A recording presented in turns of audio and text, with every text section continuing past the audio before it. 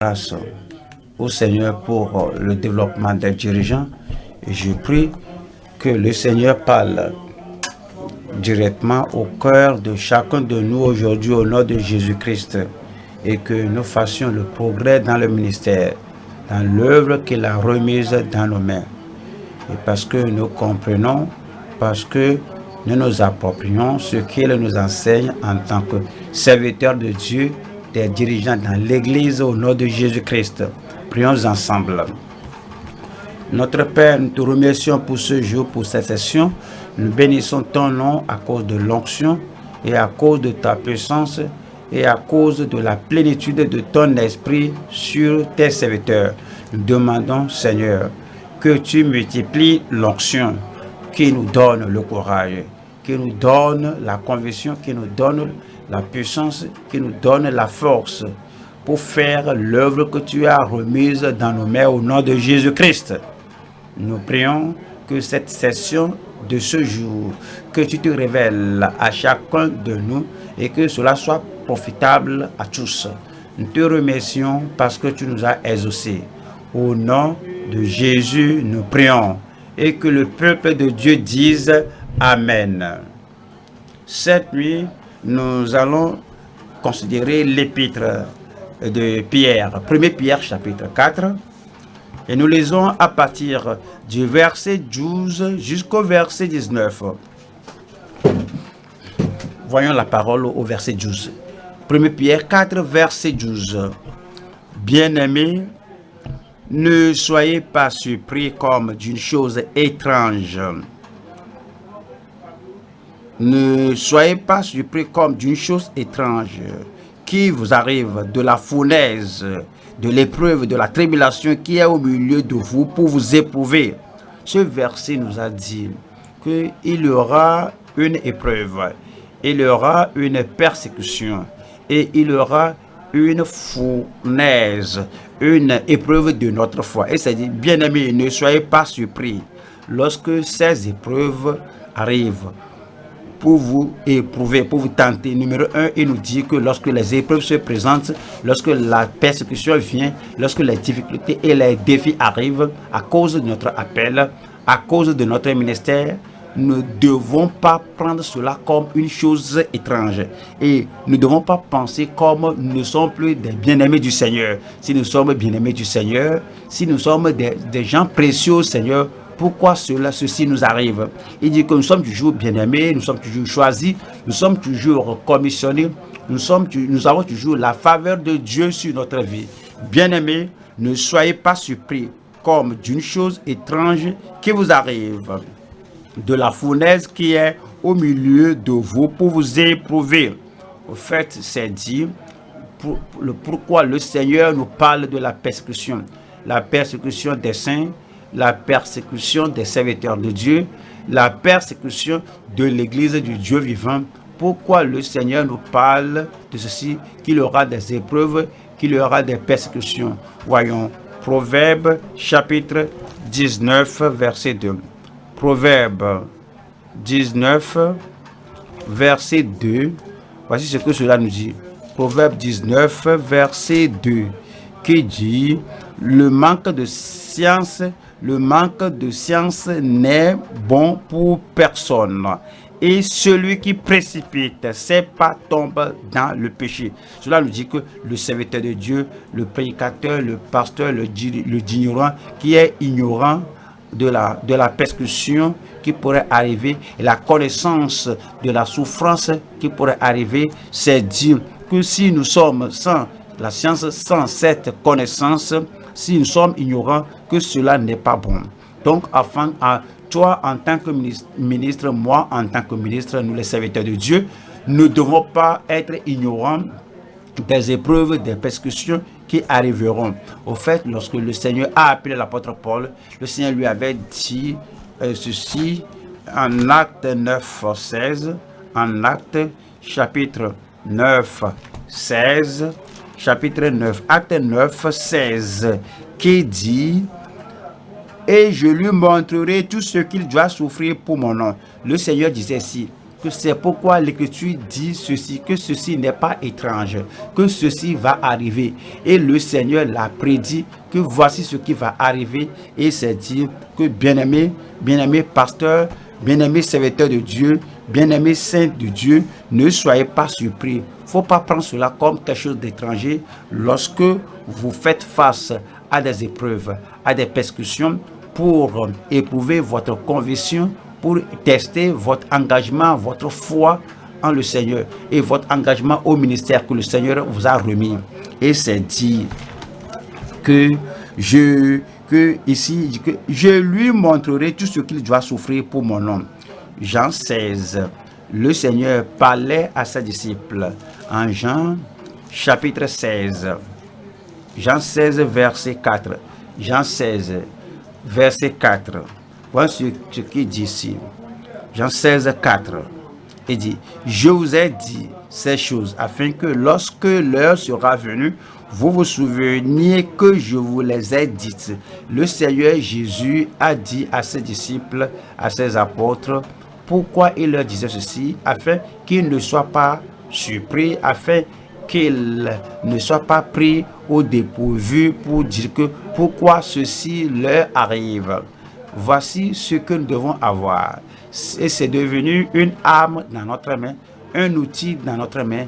La connaissance est puissante. Et si vous savez que ceci va arriver, que cela est arrivé, alors cela vous donne la force de pouvoir bien affermir vos pieds dans le ministère, disant, je sais que cela arrivera, donc je me suis apprêté pour ce qui est à venir. Et Jésus a dit ces choses, que toutes les persécutions, toutes ces épreuves, tous ces problèmes, toutes ces tribulations, toutes ces afflictions dont je vous ai parlé, que lorsque le temps viendra, alors vous allez vous rappeler que je vous les ai dites. Et il nous a dit en premier Thessaloniciens chapitre 3 verset 3 qui dit que afin que personne ne fût ébranlé au milieu des tribulations présentes. C'est pourquoi il nous dit ça d'avance, qu'aucun membre, qu'aucune personne, qu'aucun ministre, qu'aucun serviteur de Dieu ne soit ébranlé, ne soit agité, ne ralentisse, pour dire pourquoi ceci, si nous sommes croyants, si nous sommes enfants de Dieu, et si Dieu est toujours avec l'église de Dieu, pourquoi ces choses nous arrivent. C'est dit, 1 Thessaloniciens 3.3, afin que personne ne fût ébranlé au milieu des tribulations présentes, car vous savez vous-même que nous sommes destinés à cela, car vous savez que nous ministres, nos pasteurs, nos bergers, que nous sommes destinés à cela. Verset 4 dit, et lorsque nous étions auprès de vous, nous vous annoncions. Lorsque nous étions auprès de vous, lorsque nous prêchons au peuple de Dieu, lorsque nous parlons à l'église, nous ne devons pas garder l'église dans l'ignorance, qu'il y a l'ignorance pour ceux qui mènent une vie de justice. Et l'apôtre Paul dit que je crois que vous n'êtes pas ébranlés, je crois que ceci ne vous dérange pas, je crois que ceci n'affaiblit pas votre conviction pour faire l'œuvre de Dieu. Et lorsque nous étions auprès de vous, nous vous annoncions d'avance que nous serions exposés à des tribulations, à des épreuves, comme cela est arrivé et comme vous le savez. Ainsi, l'apôtre Paul certainement était-ce pour l'apôtre Paul seul ou pour les premiers apôtres qui ont prêché l'évangile, parce qu'ils sont les pionniers, parce qu'ils sont les premiers ministres de Dieu. Voilà ce que la Bible dit en 2 Timothée chapitre 3 verset 12. 2 Timothée chapitre 3 verset 12 qui dit, or tous ceux qui veulent vivre pieusement en Jésus-Christ seront persécutés. C'est dit que si vous avez l'esprit d'aller au ciel, il faut la piété. Si vous voulez aller au ciel, il faut la sainteté. Si vous voulez aller au ciel, il faut la justice pour mener cette vie de justice devant le Seigneur. Mais Satan déjà savait que lui n'allait pas au ciel, donc il n'ira pas au ciel, donc il va déranger, va faire pression, va amener des afflictions sur ceux qui iront au ciel, sur ceux qui auront ce qu'il a perdu, ce qu'il n'aura pas. Donc, Satan va susciter des persécutions, des épreuves. C'est pourquoi c'est dit, or, tous ceux qui veulent, tout le monde, les nouveaux convertis, les anciens convertis, les jeunes ministres, les doyens, les anciens ministres, tous ceux qui veulent vivre pieusement en Jésus-Christ seront persécutés. C'est pourquoi l'apôtre Paul vous dit et me dit et nous dit, voyons 1 Pierre encore, 1 Pierre chapitre 4, et nous voyons verset 12. 1 Pierre chapitre 4, verset 12 dit, bien-aimés, ne soyez pas surpris. Vous comprenez que cela va arriver. Cela était arrivé et cela arrive toujours. Et à la fin des temps, avant que Christ n'arrive, avant l'enlèvement, cela sera intensifié. C'est pourquoi c'est dit, bien-aimés, ne soyez pas surpris comme d'une chose étrange qui vous arrive, de la fournaise qui est au milieu de vous pour vous éprouver. Verset 13 dit, réjouissez-vous et soyez remplis de joie. Réjouissez-vous au contraire de la part que vous avez aux souffrances de Christ, afin que vous soyez aussi dans la joie bientôt et afin que vous soyez aussi dans la joie lorsqu'il viendra avec les saints et dans l'allégresse lorsque sa gloire apparaîtra. Verset 14 dit, si vous êtes outragé, si vous êtes injurié, si vous êtes mal représenté, si vous êtes persécuté, si vous êtes dénigré, si vous êtes outragé pour le nom de Christ, vous êtes heureux parce que l'Esprit de gloire, l'Esprit de Dieu repose sur vous. L'Esprit de Dieu repose sur vous. Et puis il nous dit, verset 15, que nul de vous, en effet, ne souffre comme meurtrier. Si vous allez souffrir, il faut souffrir pour la piété, il faut souffrir pour la sainteté, il faut souffrir pour la justice. Que nul de vous, en effet, ne souffre comme meurtrier, ou voleur, ou malfaiteur, ou comme s'ingérant dans les affaires d'autrui. Verset 16 dit, mais si quelqu'un souffre comme chrétien, un chrétien né de nouveau, mais si quelqu'un souffre comme chrétien, un chrétien sanctifié, mais si quelqu'un souffre comme chrétien, comme une nouvelle créature, qu'il n'en ait point honte, et que plutôt il glorifie Dieu à cause de ce nom. 17 dit, car c'est le moment où le jugement va commencer par la maison de Dieu. Or, si c'est par nous qu'il commence, quelle sera la fin de ceux qui n'obéissent pas à l'évangile de Dieu? Verset 18 dit, et si le juste se sauve avec peine, que deviendront l'impie et le pécheur? Maintenant, verset 19. Ainsi que ceux qui souffrent selon la volonté de Dieu, comment cela? Selon la prédiction, selon la prophétie de la parole de Dieu, que ceux qui vivent pieusement seront persécutés. Donc, ainsi que ceux qui souffrent selon la volonté de Dieu, ils souffrent comme chrétiens, ils souffrent comme des saints, des chrétiens nés de nouveau, ils souffrent en tant que des chrétiens justes et sanctifiés, ils souffrent en tant que des chrétiens pieux et justes. Et ils souffrent selon la volonté de Dieu, ils demeurent dans la volonté de Dieu, dans la parole de Dieu, ils demeurent dans l'enseignement de la parole de Dieu. À cause de cela, ils souffrent, ainsi que ceux qui souffrent selon la volonté de Dieu remettent leurs âmes au fidèle Créateur en faisant ce qui est bien. Nous continuons de faire le bien, nous continuons de bien agir, nous continuons d'accomplir la grande commission qui nous a remise. Et nous nous remettons entre les mains de celui qui est le fidèle Créateur en faisant ce qui est bien. Aujourd'hui, nous considérons le message qui est la puissance soutenante de Dieu pour les saints persécutés. la puissance soutenante de Dieu pour les saints persécutés. Le message est divisé en 3 parties.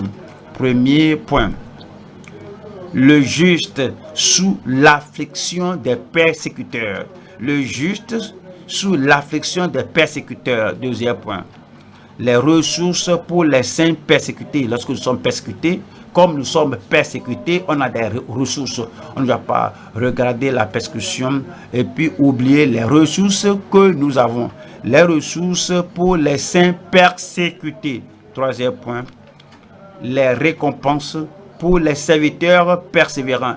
Il y a des récompenses dans ce monde chaque jour et il nous comble de bénédictions. Il y a des récompenses à tout moment et à chaque étape de la voie. Lorsque vous souffrez la persécution paisiblement, lorsque vous souffrez la persécution avec un cœur pur, lorsque vous souffrez la persécution avec persévérance et vous êtes persistant et persévérant, il y a une récompense pour nous chaque jour, chaque moment, jusqu'à ce que nous le voyons. Et lorsque nous passons à l'autre bord, lorsqu'il n'y a plus d'épreuves, il n'y a plus d'affliction, il n'y a plus de tribulation, il y aura une récompense à l'autre bord.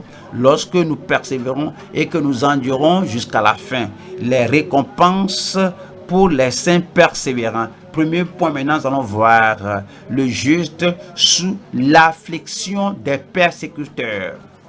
Voyons 1 Pierre chapitre 4, 1 Pierre 4, verset 12. Bien-aimé, c'est le croyant, il pourrait dire croyant, ce sont les saints, il pourrait dire saint, il pourrait dire enfant de Dieu, et il pourrait dire juste bien-aimé, ne soyez pas surpris comme d'une chose étrange qui vous arrive. C'est de la fournaise qui est au milieu de vous pour vous éprouver. C'est pour éprouver votre foi, votre confiance en Dieu, votre engagement. C'est pour éprouver la grâce de Dieu en vous. C'est pour éprouver votre fermeté, votre stabilité dans le Seigneur. Et alors, c'est dit, et ne soyez pas surpris comme d'une chose étrange qui vous arrive, de la fournaise qui est au milieu de vous pour vous éprouver. Nous allons voir 3 points ici. Nous allons voir la justice des saints persécutés. La justice des saints persécutés. 2. La révélation sur l'état des persécuteurs. Comment vous comprenez les persécuteurs? Comment pouvez-vous décrire les persécuteurs? Quel est l'état spirituel des persécuteurs? La révélation au sujet de l'état des persécuteurs. 3. Leur rétribution de la souffrance personnelle. Leur récompense de la souffrance éternelle, perpétuelle. Nous allons voir le premier point ici. La justice des saints persécutés. C'est dit à 1 Pierre chapitre 4 et verset 13. 13 dit, réjouissez-vous au contraire de la part que vous avez aux souffrances de Christ. Au fait, c'est la souffrance qui devait venir sur Christ. Maintenant, vous êtes rachetés parce que vous êtes juste, parce que vous êtes rachetés, vous êtes sauvés et alors vous faites partie du corps de Christ, dont la persécution qui devait venir sur la pierre angulaire, sur Christ, maintenant vient sur les membres du corps de Christ. Parce que vous êtes juste, alors vous faites partie, vous êtes un corps juste de Christ, une partie juste de Christ, un temple saint juste de Christ. C'est pourquoi la persécution vient. Vous faites partie des souffrances de Christ, afin que vous soyez aussi dans la joie et dans l'allégresse lorsque sa gloire apparaîtra. Et verset 16 dit, mais si quelqu'un souffre comme chrétien, c'est la justice.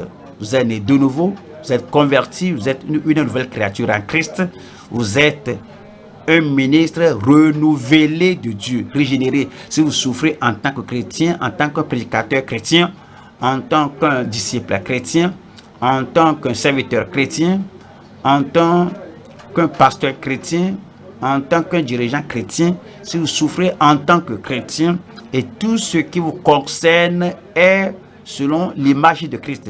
néanmoins vous souffrez. C'est dit qu'il n'en ait point honte et que plutôt il glorifie Dieu à cause de ce nom. Qu'est-ce que Jésus a dit? Voyons Matthieu 5, verset 10. Matthieu 5, verset 10. Heureux ceux qui sont persécutés pour la justice. Heureux ceux qui sont persécutés pour la justice. Évidemment, si vous avez quelque chose de bon, quelque chose de grand, quelque chose d'indispensable, quelque chose de bienheureux, et vous êtes persécuté pour cela, alors vous n'allez pas abandonner la bonne chose et la jeter au persécuteur. Le persécuteur n'a pas besoin de ce que vous avez. Alors c'est un grand privilège que vous avez d'être juste, et c'est dit heureux, bienheureux, fortunés, favorisés, heureux ceux qui sont persécutés pour la justice, car le royaume des cieux est à eux. Et nous allons à Jean 15, verset 18. Jean 15, nous lisons à partir du verset 18. Si le monde vous hait, sachez qu'il m'a haï avant vous. C'est-à-dire que si vous êtes haï par le monde, comprenez, il vous donne ce qu'il m'a donné, il vous donne le même traitement qu'il m'a donné, il vous donne la même souffrance qu'il m'a donné. Si le monde vous hait, sachez qu'il m'a haï avant vous. Vous savez ce que le Seigneur dit? Le Seigneur dit que si je suis demeuré ici sur la terre et que je ne suis pas allé au ciel, ce qu'on vous fait maintenant, c'est ce qu'ils vont me faire. C'est ce qu'ils me feront. C'est ce qu'ils vous font. Le monde vous hait, le monde vous afflige, le monde vous persécute. C'est exactement ce qu'ils m'avaient fait, ce qu'ils continueront de me faire si je suis sur la terre. Verset 19. Si vous étiez du monde, le monde aimerait ce qui est à lui. Le monde exalterait ce qui est à lui. Le monde soutiendrait ce qui est à lui.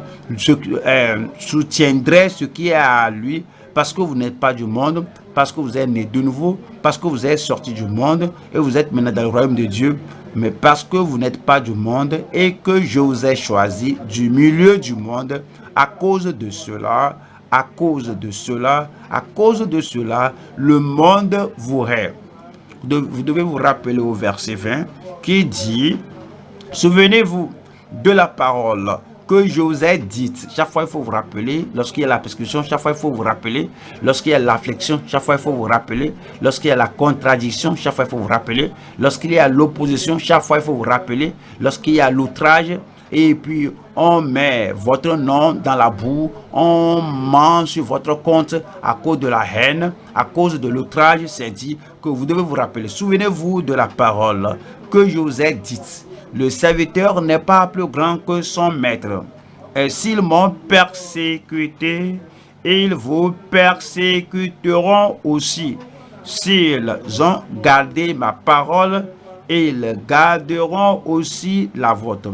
Oui, c'est très clair de la parole de Dieu que là, il y a la persécution, et la persécution, c'est là parce que vous êtes né de nouveau, parce que vous servez le Seigneur, parce que vous menez la vie de justice, la vie de sainteté dans ce siècle corrompu. Maintenant, les gens qui persécutent, quel est leur état d'esprit? Quel est leur état spirituel? Quelle est leur position spirituelle? Que pouvons-nous dire d'eux? Qu'est-ce que l'Écriture dit au sujet des persécuteurs? Qu'est-ce qui les pousse à persécuter? Qu'est-ce qui les pousse à intensifier, à allumer les épreuves, l'affliction sur une personne juste, innocente, et et puis ils font tout ce mal sans éprouver sans rien éprouver. Cela nous amène à la révélation sur l'état des persécuteurs. Jean, chapitre 16, voyons verset 3. Et ils agiront ainsi, parce qu'ils n'ont connu ni le Père, ni moi. Ils pourraient être religieux, ils pourraient s'appeler chrétiens, ils pourraient dire qu'ils sont pasteurs, prédicateurs, ou bien sacrificateurs, ou bien prêtres. c'est dit, s'ils persécutent le juste, s'ils persécutent les saints, s'ils persécutent celui qui est pieux, s'ils persécutent les pèlerins en route vers le ciel, ils font cela parce qu'ils n'ont pas connu le Père ni moi. Alors, ils ne sont pas de véritables chrétiens, ils ne sont pas enfants de Dieu. Quiconque persécute un chrétien pour la justice, le Seigneur Jésus dit clairement ici que il n'est pas son disciple. La personne là n'est pas enfant de Dieu. La personne ne connaît ni le Père ni Christ. On va aux Galates. Galates chapitre 4. L'état spirituel des persécuteurs. Voyons Galates chapitre 4 verset 29. Et de même qu'alors, celui qui était né selon la chair persécutait celui qui était né selon l'esprit. Ainsi en est-il encore maintenant. Et c'est dire, comme cela était dans l'ancienne alliance, comme cela était au premier siècle de la nouvelle alliance, de l'ancienne alliance, et comme cela était jusqu'au 21e siècle où nous vivons, comme c'était dans le passé, ainsi en est-il aujourd'hui, que ceux qui sont nés selon la chair, et ils feront les œuvres de la chair, et ils aiment faire les œuvres de la chair, et ce sont les œuvres de la chair qu'ils feront. Ce sont les gens qui persécutent ceux qui sont nés selon l'esprit. Alors c'était comme ça en ce temps-là, et il en est ainsi présentement. Quel est l'état spirituel des gens qui persécutent le juste? C'est l'état d'incrédulité. C'est l'état de ne pas connaître le Père. C'est l'état de ne pas connaître le Fils. C'est l'état de ne pas naître de nouveau. L'état de ne pas être enfant de Dieu. Voyons, 1er Thessaloniciens, chapitre 2. 1er Thessaloniciens 2, verset 14. Car vous, frères, vous êtes devenus les imitateurs des églises de Dieu qui sont en Jésus-Christ dans la Judée, parce que vous aussi, vous avez souffert de la part de vos propres compatriotes. Et vos compatriotes, vous pourrez être de la même famille, de la famille collatérale, et néanmoins, ils vous persécutent. Les mêmes mots qu'elles ont souffert de la part des Juifs. Vous avez souffert de la part de vos propres compatriotes, les mêmes mots qui ont souffert de la part des Juifs, c'est-à-dire les disciples qui ont souffert, qui étaient Juifs et qui ont souffert. Verset 15. Ce sont ces Juifs qui ont fait mourir le Seigneur Jésus et les prophètes qui nous ont persécutés. Si vous voyez le train-train des choses, si vous voyez l'histoire, alors ils ont tué le Seigneur Jésus, ils ont tué le prophète, et maintenant ils continuent ce train-train de leur vie de péché, et ils nous persécutent, qui ne plaisent point à Dieu et qui sont ennemis de tous les hommes. Ce sont les persécuteurs. Ils ne plaisent point à Dieu et ils n'ont pas l'esprit de plaire à Dieu. Ils ne peuvent pas plaire à Dieu. Ils ne veulent pas plaire à Dieu. Ils n'ont pas la grâce pour plaire à Dieu. C'est pourquoi ils persécutent ceux qui ont la grâce et le désir et le plaisir de plaire à Dieu, et ils sont contraires, ils sont ennemis de tous les hommes. Deuxième Thessaloniciens chapitre 3, et voyons le verset 2. Et afin que nous soyons délivrés des hommes méchants et pervers, car tous n'ont pas la foi. Cela parle des hommes déraisonnables, des hommes méchants qui persécutent les saints de Dieu, qui persécutent les serviteurs de Dieu. C'est dire que voici leur état spirituel. Leur état spirituel est un état d'incrédulité et ils n'ont pas la foi en Christ. Ils n'ont pas la foi qui apporte le salut, qui apporte la sainteté, qui apporte le désir d'aller au ciel. C'est pourquoi ils persécutent. Ils sont déraisonnables, ils sont irraisonnables, ils sont méchants, ils sont cruels. Ils n'ont pas la foi. Quelle qui sera leur fin? C'est leur rétribution de la souffrance perpétuelle. C'est-à-dire ces persécuteurs. Et 2 Thessaloniciens chapitre 1, 2 Thessaloniciens 1, verset 6 dit, car il est de la justice de Dieu de rendre l'affliction à ceux qui vous affligent, à ceux qui vous affligent, à ceux qui vous persécutent, car il est de la justice de Dieu, car il est d'un principe juste, car il est d'une décision, d'une déclaration de Dieu de rendre l'affliction à ceux qui vous affligent, à ceux qui vous persécutent, à ceux qui vous font souffrir pour la justice. Et nous allons au verset 7 qui dit, et de vous donner à vous qui êtes affligés du repos avec nous, et de vous donner à vous qui êtes persécutés du repos avec nous lorsque le Seigneur Jésus apparaîtra du ciel avec les anges de sa puissance. Et verset 8 dit, au milieu d'une flamme de feu pour punir ceux qui ne connaissent pas Dieu, les persécuteurs, et ceux qui n'obéissent pas à ceux qui ne connaissent pas Dieu, ceux qui vous troublent, ceux qui vous persécutent, qui vous font souffrir, qui vous affligent, et le Seigneur viendra dans une flamme de feu pour punir ceux qui ne connaissent pas Dieu et ceux qui n'obéissent pas à l'évangile de notre Seigneur Jésus. Et verset 9 nous dit, ils auront pour châtiment une ruine éternelle, une séparation éternelle loin de la face du Seigneur et de la gloire de sa force.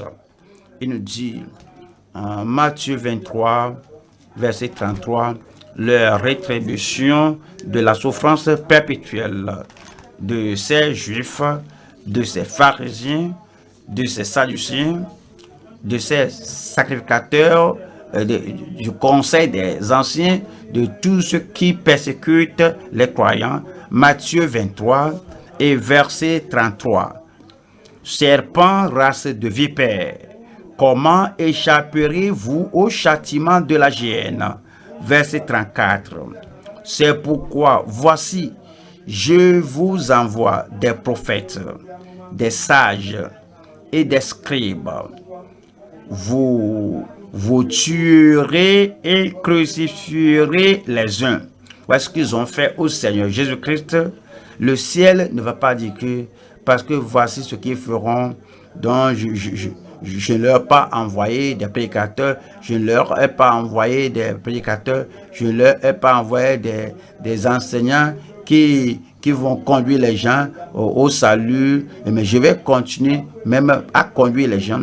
Mais le Seigneur savait ce qu'ils vont faire, mais c'est dit ici que c'est pourquoi voici je vous envoie des prophètes, des sages et des riches. Vous tuerez et crucifierez les uns, vous battrez de verges les uns dans vos synagogues et vous les persécuterez de ville en ville. Non seulement à Jérusalem, vous les persécuterez de ville en ville. Verset 35 dit, la rétribution, la récompense qui viendra sur vous. Parce que tout le sang de justice versé sur la terre, et afin que retombe sur vous tout le sang innocent répandu sur la terre, depuis le sang d'Abel, le juste, jusqu'au sang de Zacharie, fille de Baraki, que vous avez tué entre le temple et l'autel. La persécution vient, mais les persécuteurs seront rétribués finalement. 2 Pierre chapitre 2, verset 17. 2 Pierre chapitre 2, verset 17. Ces gens-là sont des fontaines sans eau, des nuées que chasse un tourbillon, l'obscurité des ténèbres leur est réservée.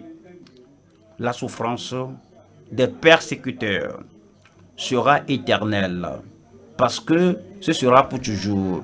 La souffrance du juste, la persécution du juste, la douleur, l'oppression sur le juste est temporaire. C'est bref. Ce n'est que c'est dans ce monde. Alors, ce sont des afflictions légères, mais la rétribution, la souffrance des persécuteurs, ce sera pour l'obscurité des ténèbres réservée pour eux pour toujours. Nous allons au deuxième point maintenant, comme nous parlons des ressources les ressources dont nous disposons, les ressources pour les saints persécutés.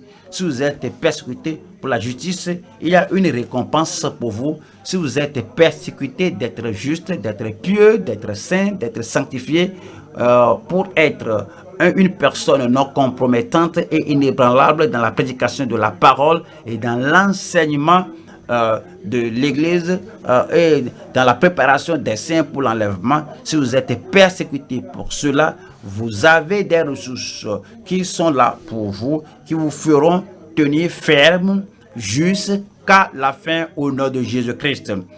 Numéro 1, l'une des ressources, c'est de se réjouir d'avoir part aux souffrances de Christ.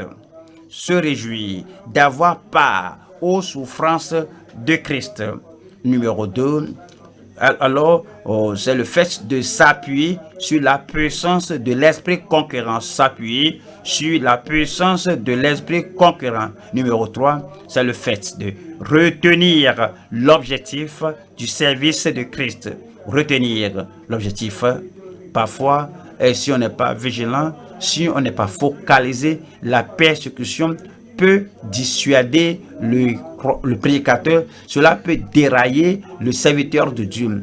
Vous pourriez commencer à ajouter votre message. Si je dis ceci, ils croiraient que je parle contre eux. Je ne vais pas dire cela. Si je dis ceci, alors ils croiraient que je suis téméraire, parce que il veut jouir de la persécution.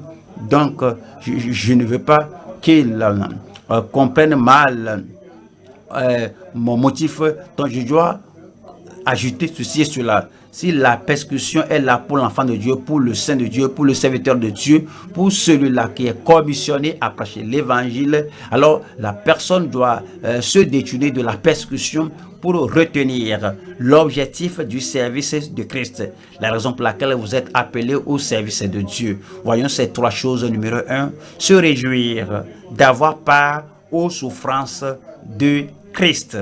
Nous voyons 1 Pierre chapitre 4 verset 13 qui dit: réjouissez-vous au contraire de la part que vous avez aux souffrances de Christ. Vous comprenez? C'est dit que regardez votre persécution, si c'est pour la justice, si c'est pour la piété, si c'est parce que vous êtes focalisé et vous êtes non compromettant dans l'œuvre et que le Seigneur vous a remise, il dit que vous êtes participant, vous prenez part à la souffrance de Christ, que vous pouvez vous associer avec Christ, vous identifier avec Christ, tel qu'il a souffert, vous souffrez. Alors, la chose dont il a souffert, vous souffrez pour cela, à cause de cela, et dit que réjouissez-vous au contraire de la part que vous avez aux souffrances de Christ. Il dit, afin que vous soyez aussi dans la joie et dans l'allégresse lorsque sa gloire apparaîtra.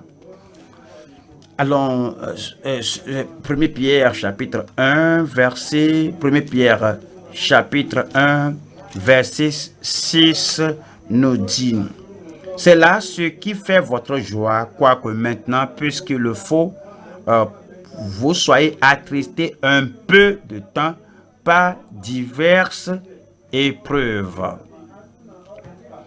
des persécutions, des épreuves, des tribulations. Cela nous dit que les croyants qui nous ont précédés, les prédicateurs qui nous ont devancés, les dirigeants qui étaient allés avant nous lorsque la persécution était arrivée et c'était pesant sur eux, et plus intense, plus dure la persécution, plus ils se réjouissaient.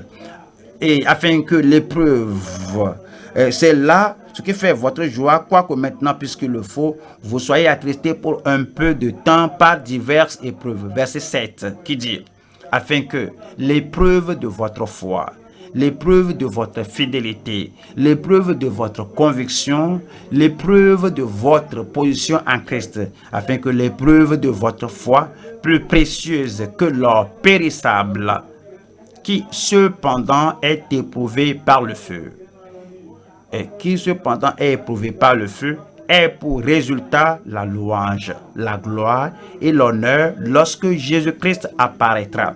C'est dit au verset 8.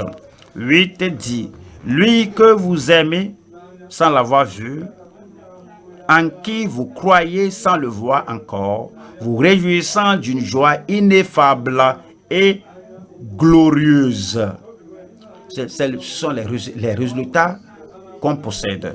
Nous avons une ressource de joie dans le Seigneur, et la joie du Seigneur sera votre force. Si vous baissez la tête, si vous pensez aux souffrances, si vous pensez à la persécution, si vous pensez à Satan, comment il est terrible, et les gens qui sont obéissants à Satan, et alors ils sont des gens très méchants et vous persécutent comme ça. Si vous pensez comme ça, vous serez attristé. Mais si vous pensez au Seigneur, si vous détournez les regards de la persécution et vous regardez Jésus-Christ, le prince de la paix et la puissance de Dieu en l'homme, et celui qui a souffert pour notre salut, qui vous a donné l'opportunité de souffrir un peu et de souffrir pour un moment donné pour le salut des autres, lorsque vous regardez cela remplit votre cœur de joie et la gloire qui apparaîtra.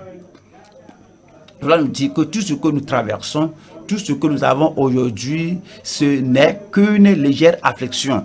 2 Corinthiens 4,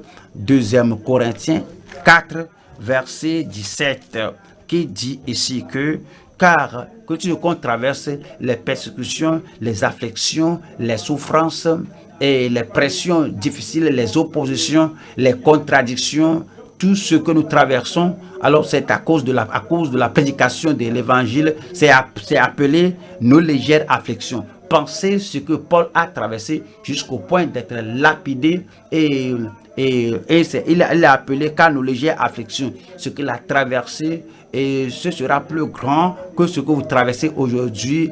Et s'il a appelé pour lui légère affliction, et vous mon frère et vous ma soeur, qu'à nos légères afflictions du moment présent produisent pour nous, au-delà de toute mesure, un poids éternel de gloire.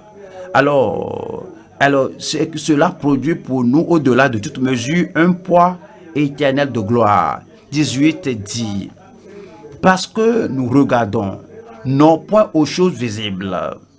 Et vous pouvez voir, il peut voir la pierre, il pourrait voir le fouet là-bas pour le frapper, que je ne regarde pas cela. Il peut voir la mer et le naufrage, que je ne regarde pas cela. Je peux voir la colère, l'indignation, la furie de ces gens qui disent que éliminez-le. Et que non, je ne regarde pas cela. Nous ne devons pas regarder les persécuteurs. Nous ne devons pas regarder la persécution, parce que nous nous regardons non point aux choses visibles, mais à celles qui sont invisibles. Car les choses visibles sont passagères et les invisibles sont éternelles. Et les choses invisibles sont éternelles. Nous allons 2 Corinthiens chapitre 12 verset 9. 2 Corinthiens 12 verset 9. Et il m'a dit, ma grâce te suffit. Et cette grâce n'a pas diminué, cette grâce ne s'est pas épuisée. La grâce de Dieu est disponible aussi longtemps que vous demeurez enfant de Dieu, saint de Dieu, serviteur de Dieu sur la terre, pour persévérer quelque chose et pour braver la situation dans laquelle vous vous trouvez. Et aussi longtemps que le serviteur de Dieu est là, un enfant de Dieu est là, aussi longtemps que l'enfant de Dieu soit là, et que la grâce de Dieu continue de demeurer. Il dit, et il m'a dit, ma grâce te suffit, car ma puissance s'accomplit dans la faiblesse.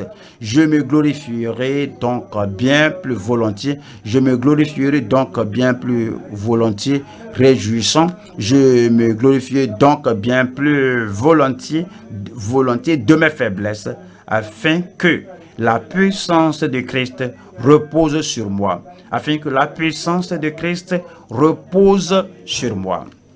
Voyons le deuxième point maintenant, s'appuyer sur la puissance de l'esprit conquérant.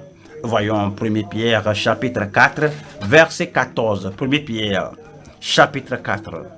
Voyons le verset 14. Si vous êtes outragés pour le nom de Christ, vous êtes heureux. Voyez cela. Si une personne ordinaire qui n'a pas l'Esprit de Dieu, alors qui n'a pas la compréhension de l'Écriture, alors veut encourager une autre personne, il pourrait dire que si vous êtes outragé pour le nom de Christ, que vous êtes attristé, vous êtes malheureux, vous êtes misérable, vous êtes découragé, que je comprends votre découragement, je sais ce que vous traversez.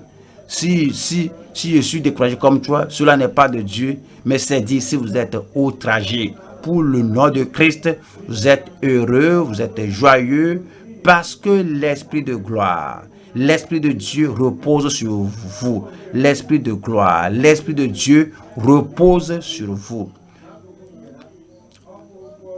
Et l'Esprit de gloire, l'Esprit de Dieu repose sur vous.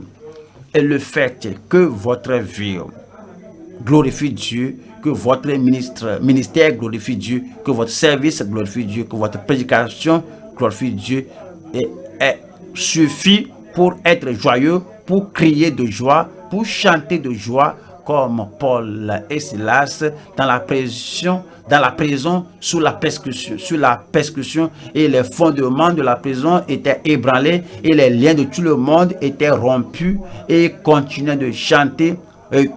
Quoi qu'il y ait la persécution, l'esprit de gloire, l'esprit de joie, l'esprit de Dieu reposait sur eux.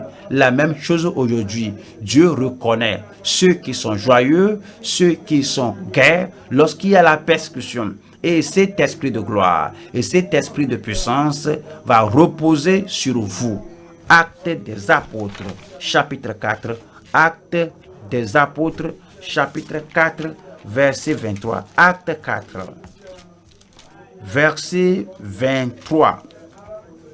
Après avoir été relâchés, et ils ont été menacés qu'ils vont les persécuter. Après avoir été relâchés, ils ne les ont pas dorlotés d'avoir parlé de Jésus, et parlé de la résurrection de Jésus, et par cela la résurrection, le salut, la guérison qui était venue à l'homme, à l'homme paralysé. Il avait relâché qu'il faut plus faire cela.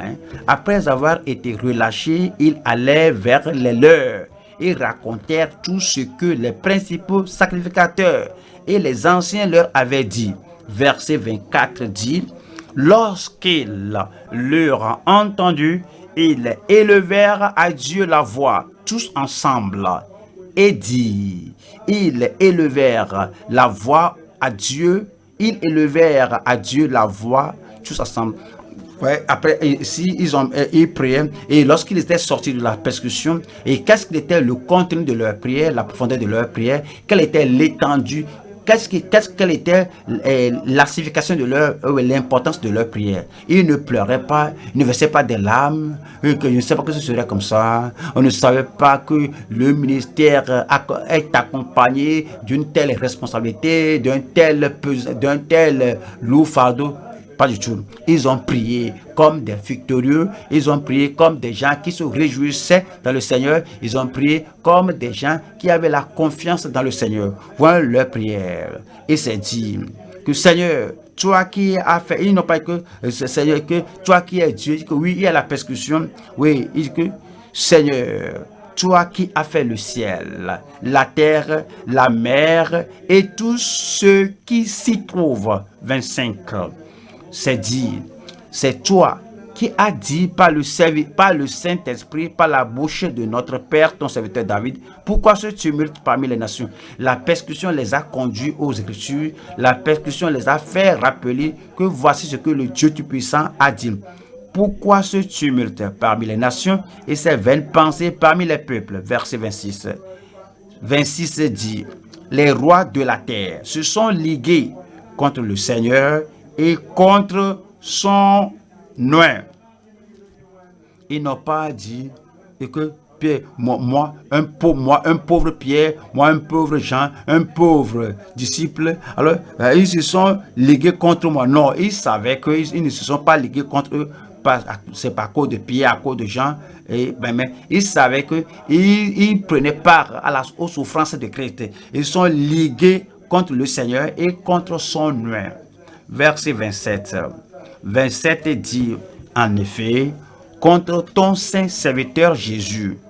Ceci n'a rien avec moi. Je suis un vaurien. Ceci n'a rien contre moi. Je suis un simple pécheur. Ceci n'a rien avec moi. Je suis une personne insignifiante, un citoyen insignifiant dans le pays. Si je ne crois pas en Jésus, si je ne prie pas Jésus, si je ne dis pas que voici la seule voie du salut, ceci n'a rien avec moi. C'est au sujet de Jésus. En effet, contre ton saint serviteur Jésus, que tu as oint, Hérode et Ponce Pilate se sont ligués dans cette ville avec les nations et avec les peuples d'Israël. Verset 28. Mais que ceci n'est pas une surprise. Pour faire tout ce que ta main et ton conseil avaient arrêté d'avance. Ils ont dit que ce n'est pas que je suis ingénieux, c'est pas qu'ils sont très ingénieux, c'est pas qu'ils sont très prudents qu'ils essaient de détruire l'église de Dieu. Non, ceci c'est pour faire tout ce que ta main et ton conseil avaient arrêté d'avance. Maintenant, verset 29 dit, voyons leur requête. Maintenant, ils ne disaient pas que ils nous ont chanté, ils nous ont chassés de ce lieu. Ces persécuteurs, ils ne disaient pas, Seigneur, rends-les maintenant impuissants. Et il disait, et maintenant, Seigneur, vois leurs menaces et donne à tes serviteurs d'annoncer ta parole avec une pleine assurance. Verset 30 dit, en étendant ta main pour qu'ils se fassent des guérisons, des miracles et des prodiges par le nom de ton saint serviteur Jésus. Voilà un verset 31 très très important. 31 dit, quand ils eurent prié, le lieu où ils étaient assemblés trembla. Ils furent tous remplis du Saint-Esprit. Ils furent tous remplis du Saint-Esprit et ces persécuteurs, serviteurs de Dieu, ces gens persécutés, serviteurs de Dieu, ces enfants de Dieu, ces serviteurs de Dieu, suppliants, qui priaient, ils étaient tous remplis du Saint-Esprit et ils annonçaient la parole de Dieu avec assurance. Ils annonçaient la parole de Dieu avec assurance. Voyons verset 33. Verset 33 dit, les apôtres rendaient avec beaucoup de force témoignage. Les apôtres persécutés rendaient avec beaucoup de force. Les apôtres souffrants rendaient avec beaucoup de force.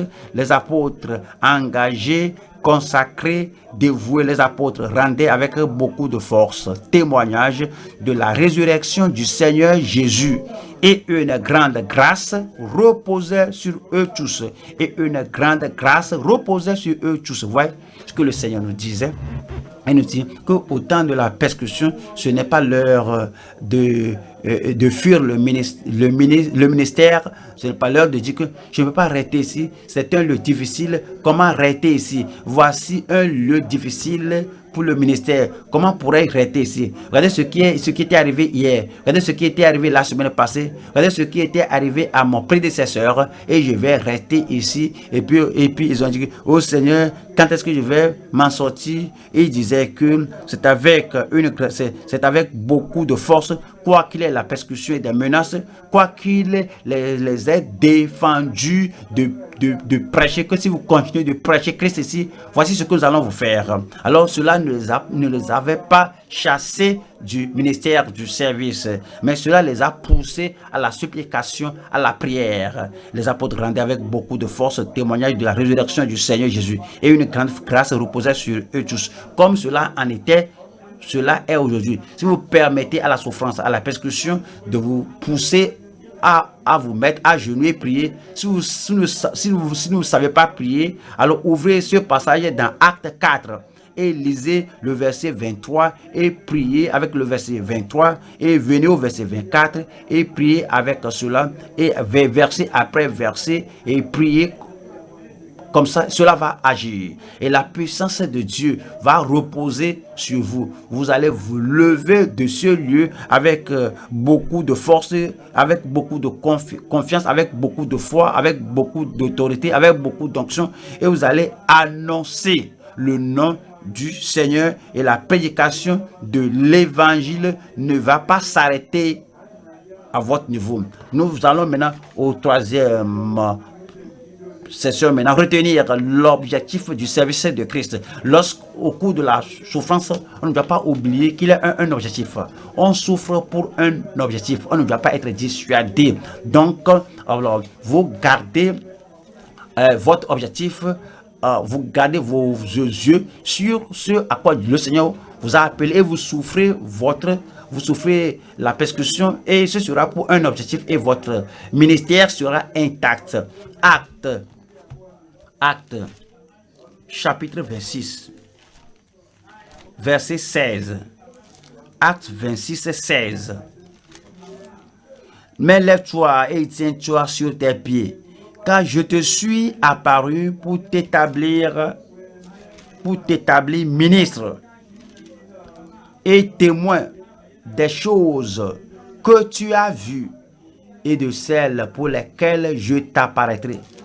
Vous avez vu que Jésus est Seigneur. Vous avez vu que Jésus est tout en tout. Vous avez vu que Jésus-Christ est la lumière splendide, resplendissante, qui peut briller jusqu'au point de t'éblouir. Vous avez vu que Christ est le sauveur, Christ est le sanctificateur, c'est le roi souverain, il est le Seigneur souverain, il est le roi des rois et le Seigneur des seigneurs. Christ est la personne qui couvre tout, c'est l'unique personne qui apporte le salut. C'est l'objectif pour lequel je te fais ministre et témoin des choses que tu as vues et de celles pour lesquelles je t'apparaîtrai. Le mystère de l'évangile, le mystère de notre rédemption, le mystère de notre sanctification, le mystère de la piété que je te la révélerai, le mystère du royaume que je te révélerai. Je t'ai appelé pour cet objectif. Ne permets pas à la persécution de te détourner de cela. Faut pas permettre que la persécution te fasse dérailler de cet objectif. Tu dois retenir l'objectif pour le service de Christ. Verset 17 dit ici: je t'ai choisi du milieu de ce peuple et du milieu des païens vers qui je t'envoie. Arrêtez-vous. Je t'envoie aux païens qui te persécutent. Ne veut pas dire que si Dieu m'envoie ici, si Dieu m'envoie aux pécheurs, est-ce que je dois être ministre aux pécheurs, aux païens? Si je suis ministre aux nations, aux païens, pourquoi me persécute-t-il? Si c'est la volonté de Dieu pour que je révèle la voie du salut aux nations, aux païens, pourquoi me persécute-t-il? C'est-à-dire qu'ils font cela à cause de leur position, à cause de leur état, à cause de leur aveuglement, à cause des ténèbres de leur cœur. Tout de même, je t'envoie vers les païens et je t'ai choisi du milieu de ce peuple et du milieu des païens vers qui je t'envoie. Verset 18.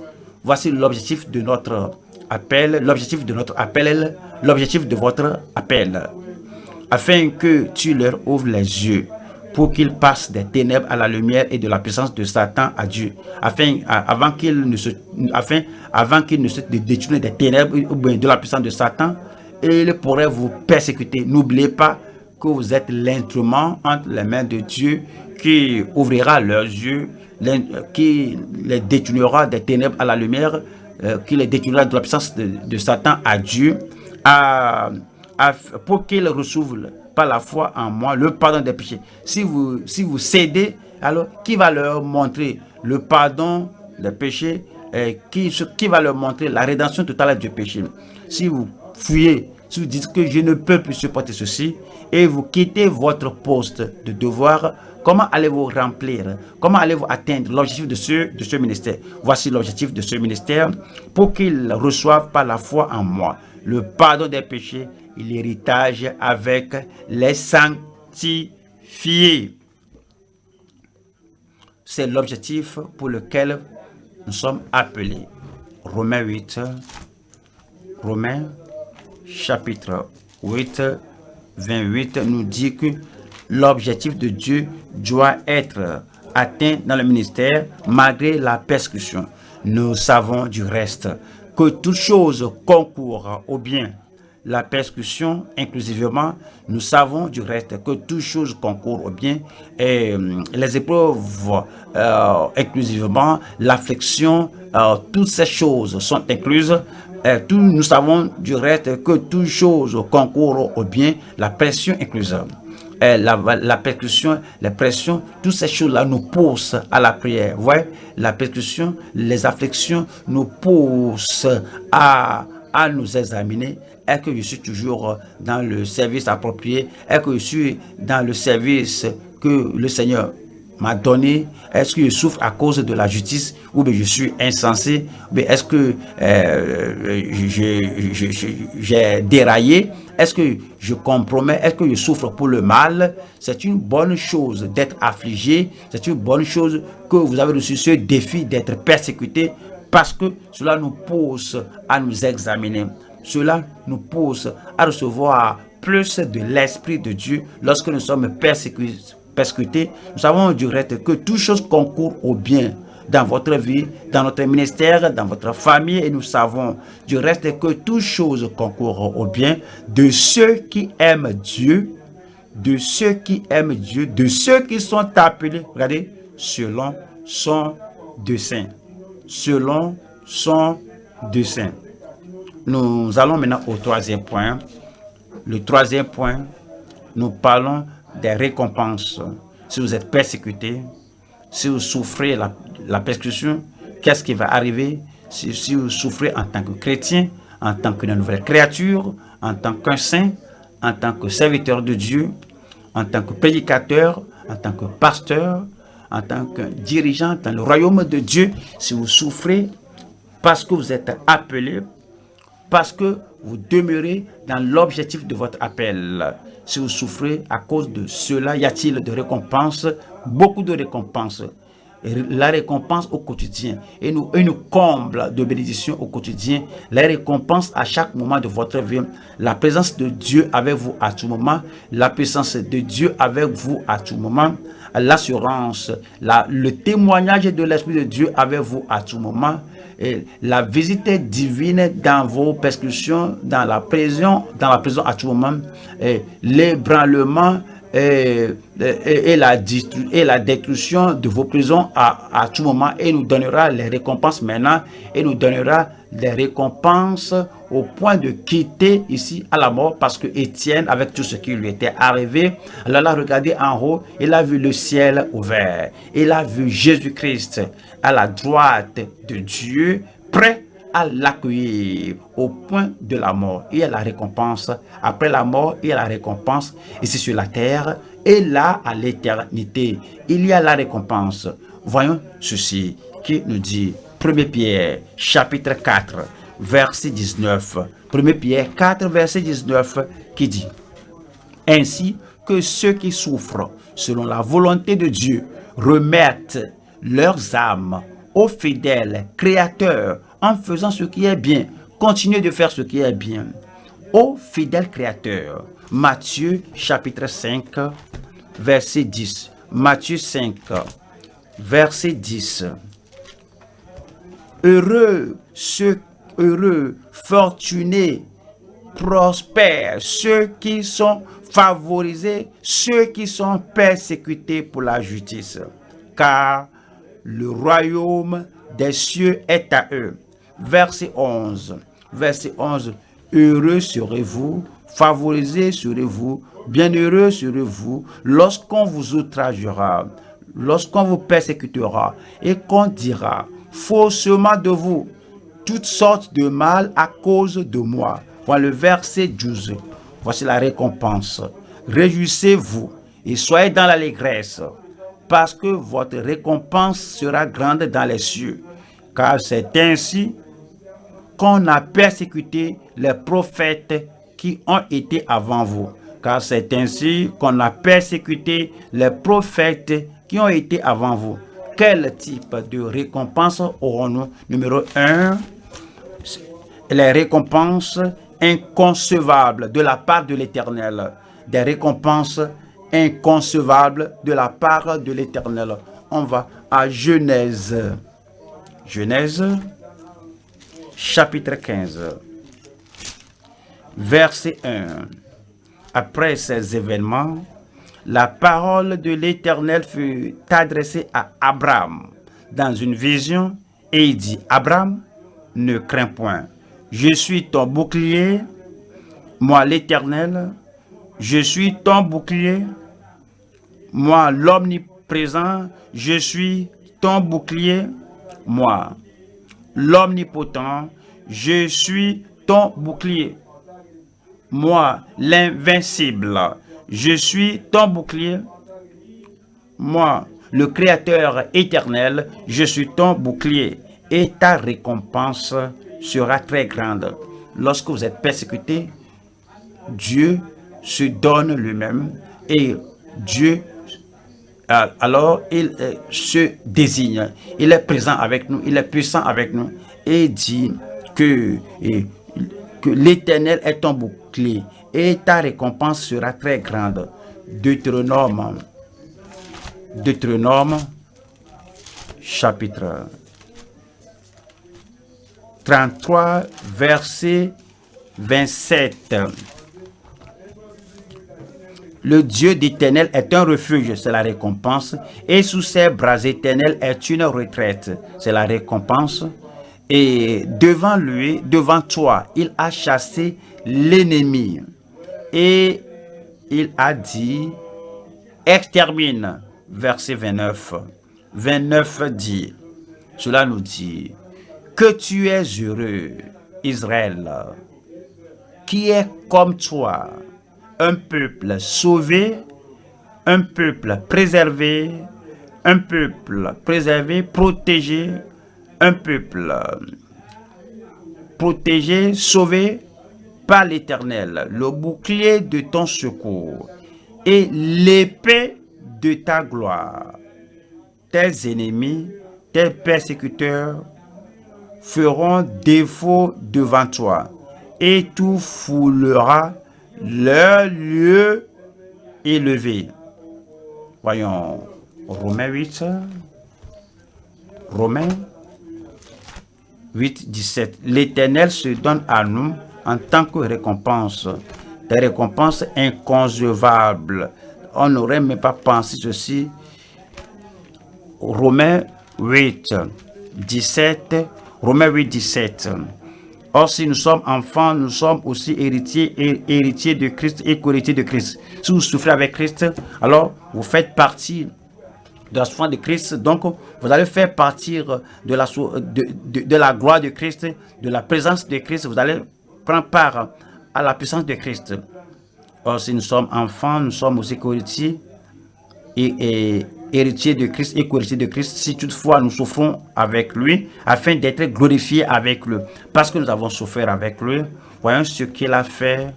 Jean 14, verset 12. Jean, chapitre 14, 12, qui dit, en vérité, je vous le dis, celui qui croit en moi, après être né de nouveau, celui qui croit en moi, en dépit de la persécution, celui qui croit en moi, en dépit de l'affliction, en vérité, que celui qui croit en moi, en dépit de l'opposition et de la haine du monde, celui qui croit en moi et qui continue de croire au sein de la persécution, celui qui croit en moi fera aussi les œuvres que je fais, et il en fera de plus grandes, parce que je m'en vais au Père. Verset 13. Voilà ce qu'il nous donne maintenant. La récompense des saints persécutés, et nous donne son nom. Et tout ce que vous demanderez en mon nom, c'est la récompense que nous avons, c'est le privilège que nous avons, c'est la provision que nous avons. Et tout ce que vous demanderez en mon nom, je le ferai, afin que le Père soit glorifié dans le Fils. Verset 14. Verset 14 qui dit, si vous demandez quelque chose en mon nom, je le ferai. Et nous dit, Acte chapitre 5. Acte 5, verset 32. Nous sommes témoins des témoins persécutés, nous sommes témoins des témoins affligés, nous sommes des témoins méprisés, nous sommes témoins de ces choses, de même que le Saint-Esprit que Dieu a donné à ceux qui lui obéissent. Il a donné le Saint-Esprit, la présence du Saint-Esprit, la puissance du Saint-Esprit. Il a donné le Saint-Esprit à ceux qui lui obéissent. Nous continuons de lui obéir, faire son œuvre malgré la persécution, et nous donne des récompenses inconcevables de la part de l'Éternel, le Père qui demeure en nous, Jésus qui nous donne son nom, et le Saint-Esprit qui est puissamment présent dans notre vie. Jean 14, 26. Jean 14, verset 26. Mais le Consolateur, l'Esprit Saint, que le Père enverra en mon nom. Ce que Satan envoie la persécution n'est rien dont il faut s'attrister. Ce que le persécuteur a envoyé, la souffrance, cela n'a rien à faire avec vous. Il y a une grande récompense. Mais le Consolateur, l'Esprit Saint, que le Père enverra en mon nom, vous enseignera toutes choses et vous rappellera tout ce que je vous ai dit. Verset 27. 27 dit, je vous laisse la paix. La persécution, c'est superficiel. La paix dans votre cœur. Je vous laisse la paix.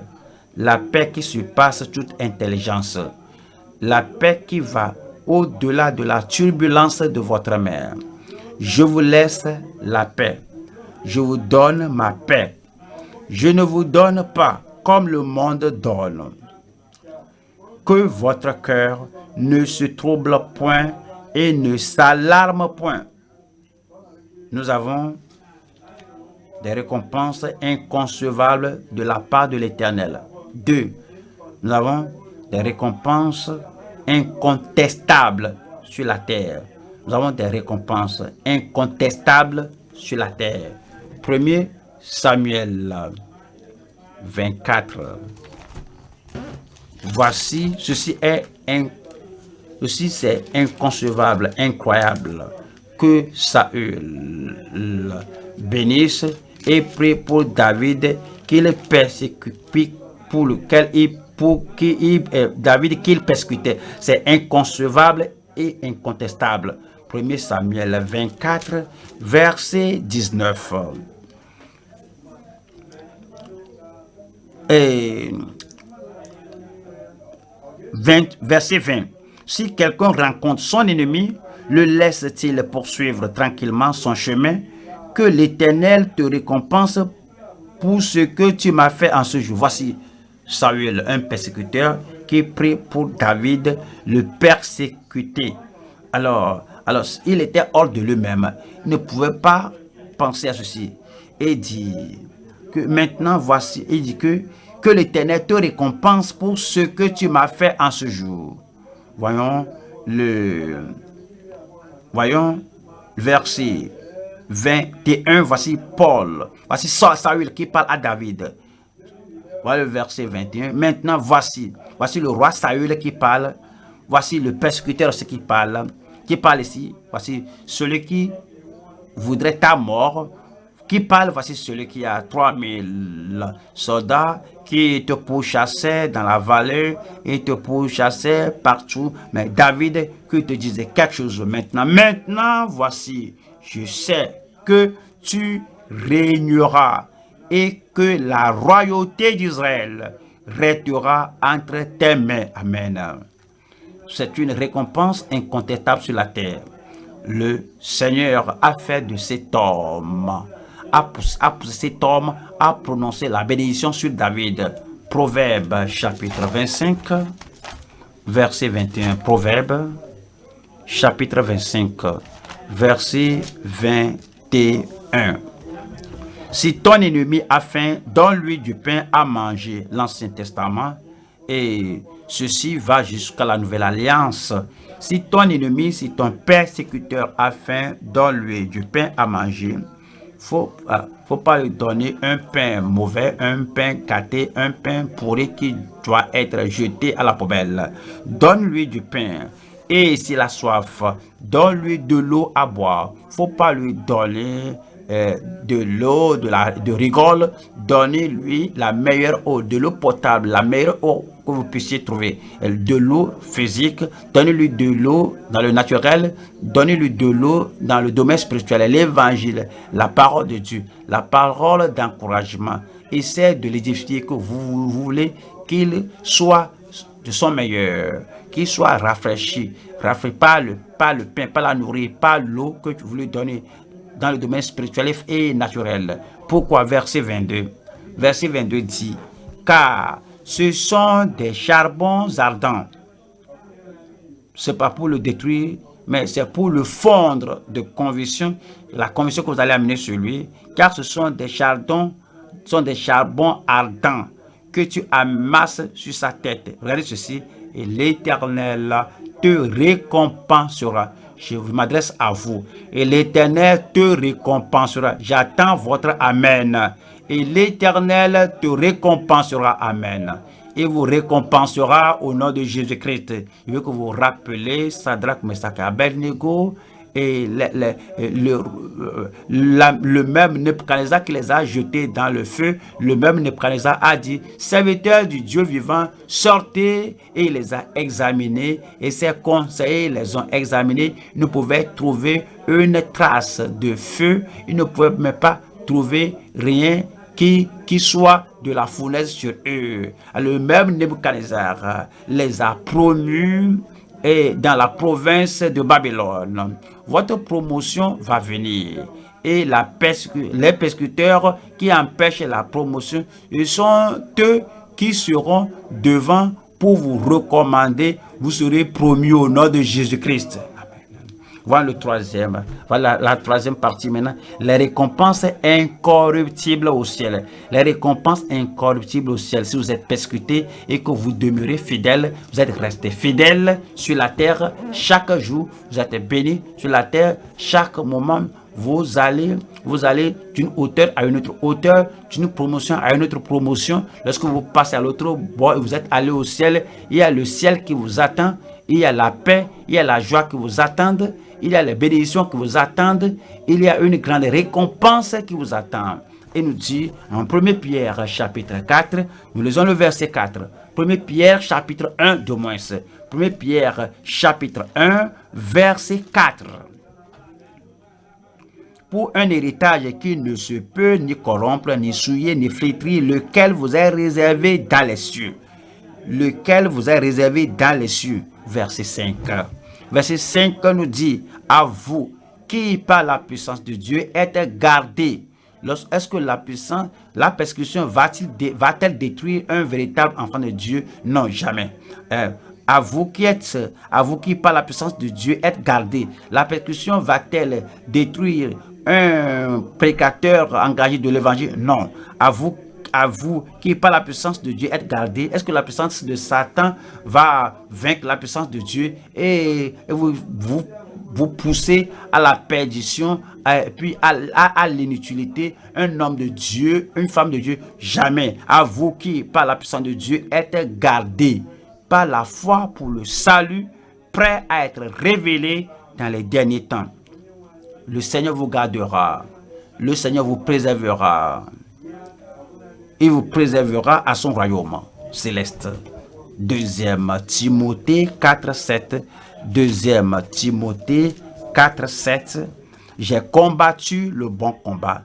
Je dois combattre avec les bestes en Éphèse. J'ai combattu le bon combat. Je dois combattre les judaïsants dans la province de Galatie, de la province de Galatie. Je dois combattre ces persécuteurs, ces faux prophètes qui disent que la résurrection est déjà passée. J'ai combattu le bon combat. Je dois combattre les fausses doctrines. J'ai combattu le bon combat et j'ai combattu le bon combat. J'ai achevé la course. J'ai gardé la foi. Verset 8. Voilà verset 8 qui dit: désormais, la couronne de justice m'est réservée. Le Seigneur, le juste juge, me la donnera dans ce jour-là.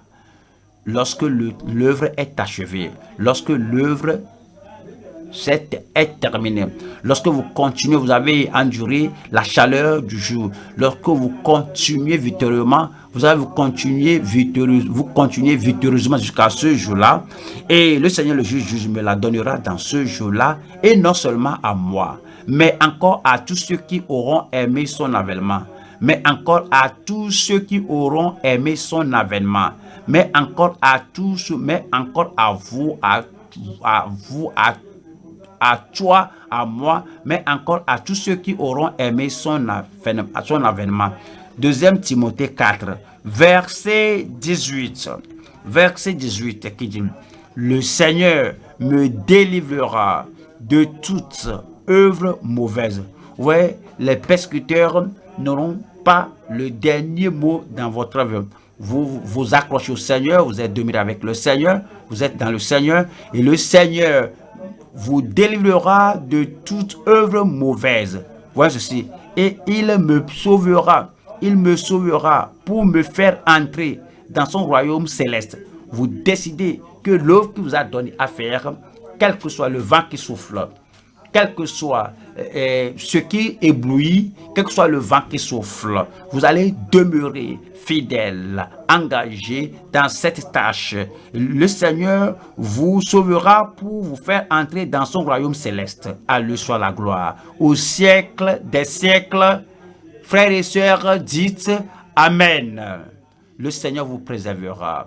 Nous avons appris aujourd'hui dans la parole de Dieu que comme nous faisons l'œuvre de Dieu, nous savons que les persécutions surgiront, les persécutions pourraient venir et la puissance soutenante de Dieu sera pour les saints persécutés, pour les serviteurs persécutés de Dieu, avec vous, frères et sœurs, où que vous soyez, où que vous fassiez l'œuvre de Dieu, où que Dieu vous appelle, quelle que soit la persécution, le Seigneur vous délivrera de toute œuvre mauvaise et le Seigneur vous préservera pour vous faire entrer dans son royaume céleste, dans votre vie, dans votre ministère. Le Seigneur vous sauvera pour vous faire entrer dans son royaume. À lui soit la gloire au siècle des siècles. Amen dans votre vie. Tenons-nous debout maintenant et parlons au Seigneur en prière. Tenons-nous debout maintenant et parlons au Seigneur en prière maintenant pour les grandes choses qu'il nous a enseignées aujourd'hui et pour tout ce que nous avons reçu dans cette étude des dirigeants, cette étude qui est spécialement pour les dirigeants. Si vous n'avez pas été persécuté, qui sait, les persécutions proviendront de diverses manières, que ce soit de moindres choses ou de grandes choses, quelle que soit la forme de la persécution, vous allez tenir bon, vous allez rester et affermi au nom de Jésus-Christ. S'il vous plaît, comprenez que vous soyez persécuté pour la justice. Qu'il est la justice en vous, qu'il est la justice dans votre vie intérieure, dans vos expériences chrétiennes, qu'il est la justice dans vos paroles, qu'il est la justice dans votre comportement, Quelle est la justice dans votre disposition? Quelle est la justice lorsque les gens voient? La justice quand les gens ne voient pas. La justice lorsque vous êtes persécuté. La justice lorsque vous êtes mal compris. La justice lorsque l'affliction se présente. La justice lorsque les épreuves et les épreuves de la foi, les épreuves intenses de la foi arrivent. Ne regardez pas en l'intensité des persécuteurs, ne regardez pas la colère, à la cruauté des persécuteurs ou de la persécution. Accrochez-vous à la justice et cherchez premièrement le royaume et sa justice et toutes les bénédictions dont vous avez besoin, la protection dont vous avez besoin, la préservation dont vous avez besoin, la puissance dont vous avez besoin, la présence divine dont vous avez besoin, vous seront disponibles. Et laissez les persécuteurs entre les mains de Dieu. Dieu connaît leur état, Dieu connaît leur position, Dieu connaît combien ils sont proches à tout. Non, laissez cela entre les mains de Dieu. Dieu connaît le jugement qui plane sur eux. Laissez tout cela. Veillez sur la grâce de Dieu dans votre vie. Veillez sur la justice dans votre vie. Que vous ne décroissez pas en justice, que vous ne décroissez pas en piété, que vous ne décroissez pas en sainteté. C'est ce qui doit être votre vigilance. Ne courez pas après les persécuteurs. Ne jetez rien derrière les persécuteurs. S'il faut leur jeter quelque chose, que ce soit du pain, un bon pain, si vous devez donner quelque chose, il ne faut pas leur payer par leur monnaie, accordez-leur l'eau de vie. Si vous devez leur donner quelque chose, priez pour eux pour que Dieu ouvre leurs yeux et que Dieu leur fasse voir Jésus en tant que Rédempteur, Sauveur, le Prince de la paix. Si vous allez leur donner quelque chose du tout, que cela soit l'occasion de revenir et de se voir et de sortir des pièges du diable et que vous compreniez que vous comprenez et les ressources dont vous disposez. Ce n'est pas à se plaindre, ce n'est pas à murmurer, ce n'est pas à pleurer et dire que je suis vraiment désolé, vraiment je sais pas ce qui va se passer. Ce n'est pas à regretter, non. Cela ne fait pas partie de vos ressources, mais la joie, le bonheur de prendre part à la souffrance de Christ et vous gardez, vous comportez comme un chrétien heureux, un prédicateur heureux, un serviteur heureux de Dieu, un pèlerin heureux en route pour le ciel. C'est votre récompense. Ce sont vos ressources. La joie du Seigneur sera votre force. Et puis, vous appuyez sur la puissance du Saint-Esprit. Rappelez-vous, Acte 4, verset 23, jusqu'au verset 33. Et puis, vous traversez, vous parcourez chaque verset, vous présentez cela au Seigneur en prière. Cela change votre attitude dans la prière. Vous avez une attitude heureuse, une disposition heureuse dans la prière, une attitude fidèle. Vous avez une réelle foi lorsque vous priez et que la puissance du Saint-Esprit soit dans votre vie. Et puis, vous allez retenir l'objectif du service de Christ. En parlant aux pécheurs comment être sauvés, en faisant le suivi des pécheurs convertis, en disant aux saints comment rester demeurer dans le Seigneur. C'est notre appel, c'est l'objectif de notre appel. En ouvrant les yeux des membres et de ceux qui viennent sous votre ministère, en ouvrant leurs yeux afin de voir les Écritures, afin de comprendre les Écritures, c'est l'objectif de notre appel. En les détournant de la puissance de Satan pour les tourner vers Dieu, en les détournant des ténèbres pour les tourner vers la lumière. C'est notre appel, c'est l'objectif, en rassurant tout le monde que toute chose concourt au bien dans leur vie. Tout sera selon le dessein divin parce que le Seigneur les a appelés. Alors demeurez dans ce service du Seigneur et ce service à l'église. Et grandes seront vos récompenses. Même cette nuit, grandes seront vos récompenses. Et demain et la semaine prochaine et tout au long de ce mois, grandes seront vos récompenses. Montrez-moi un chrétien, montrez-moi un pécateur qui est toujours heureux et qui porte la joie du Seigneur avec lui et partout qui se présente. Et Seigneur, je suis reconnaissant d'être pécateur, d'être ouvrier, d'être dirigeant dans le royaume de Dieu. Je suis chaque fois content. La récompense du service ne ratera jamais dans votre vie. Et votre provision sera plus grande que votre persécution. Même vos ennemis vont voir, même votre ennemi vont prier pour vous, vos persécuteurs, votre Saül de l'Ancien Testament. Alors, le Seigneur mettra la parole dans leur bouche et vont vous bénir. Alors, les persécuteurs même vont vous servir. Pas de tristesse, pas d'angoisse, pas de larmes, pas de chagrin, pas d'opprobre, pas de regret, pas de remords, mais la joie. Et puis, lorsque le temps sonnera et qu'on aura tout achevé, et on a prêché tout ce qu'on doit prêcher, on a prêché à tous les gens à qui on doit prêcher, et nous sommes une bénédiction. On a la bénédiction du salut, de la sanctification, du baptême du Saint-Esprit pour édifier le peuple de Dieu. On est une bénédiction pour le peuple de Dieu et c'est notre tour d'aller au ciel. Une grande récompense à la mort.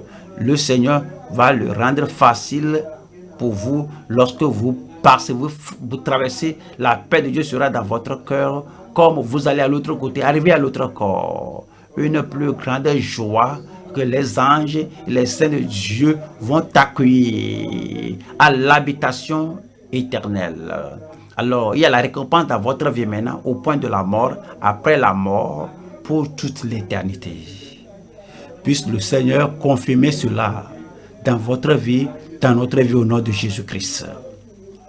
Père, nous te remercions pour ce que tu nous as exposé, ce à quoi tu nous as exposé aujourd'hui. Nous te remercions pour ce que tu nous as révélé. Nous prions que tu écrives tout cela sur la table de nos cœurs au nom de Jésus-Christ. En tant que dirigeant, en tant que prédicateur, en tant que berger, en tant que pasteur, en tant qu'enseignant de la parole de Dieu, que c'est un grand privilège que nous avons. Et nous prions, Seigneur, que nous allons toutefois nous réjouir et être reconnaissants pour tout privilège que tu nous as donné pour prêcher à ton peuple et pour prêcher aux héritiers du salut au nom de Jésus-Christ. Nous prions, Seigneur, que les légères afflictions qui pourraient arriver ne nous signifieront rien, ne décroîtront pas la joie de Dieu, la pureté de la sanctification et la puissance de l'Esprit dans nos vies au nom de Jésus-Christ. Au quotidien, comme nous avons cette meilleure compréhension de la persécution, maintenant, la joie du Seigneur demeurera notre force au nom de Jésus-Christ.